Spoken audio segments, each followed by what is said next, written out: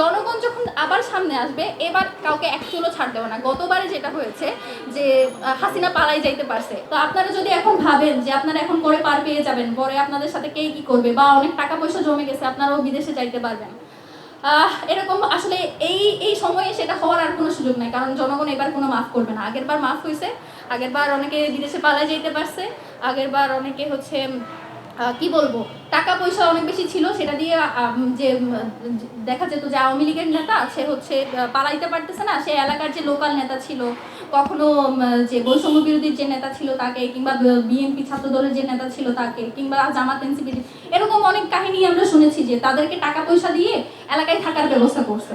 তো এইবার যদি এরকম হয় আপনারা কার কাছে টাকা দিয়ে থাকবেন?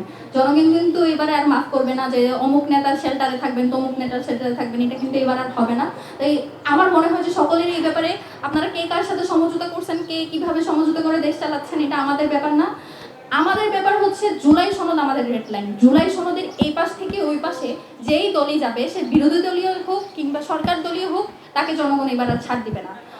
আমি হচ্ছে ছাত্রপক্ষকে আবার ধন্যবাদ জানাচ্ছি। আমার মনে হয় যে জুলাই সনদ যে ব্যাপারটা সেটা কি, এটা নিয়ে আমরা সবাই কথা বলছি, কিন্তু জনগণ যে একজন রিক্সাওয়ালা, একজন কুলি মজুর, তারা যারা আছে, এবং এই যে সংবিধান নিয়ে সংসদে 2 দিন পর পর কেওয়াস হয়, এই সংবিধান জুলাই সনদ এগুলো নিয়ে আই গেস প্রত্যেকটা শ্রমজীবী যে মানুষ তাদের কাছে পৌঁছানো উচিত। এবং তাদের কাছে যদি পৌঁছায় যে এই কাজগুলো, এই সংবিধান কি, জুলাই সনদ কি, তারা যদি ঠিকঠাক মতো বুঝতে শুরু করে, তাহলে মনে হয় আমরা একটা বিশাল জনশক্তিকে আমাদের পাশে পাবো, এই যে ন্যায় ইনসাফ বাংলাদেশ গড়ার যে পথ সেটাতে।